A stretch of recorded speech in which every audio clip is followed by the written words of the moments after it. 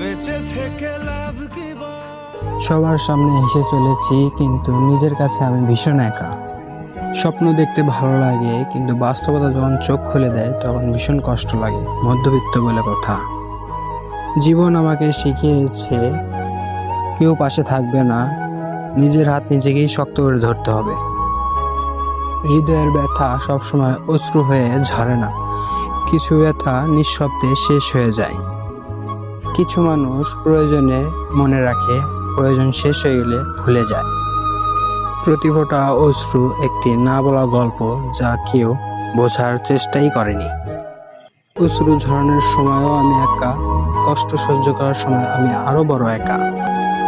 ভেঙে যাওয়া হৃদয় নিয়ে আমি বেঁচে আছি, কারণ আমি জানি এটাই আমার জীবন। চোখে শুকিয়ে গেল জল, বেঁচে থেকে লাভ কি বল?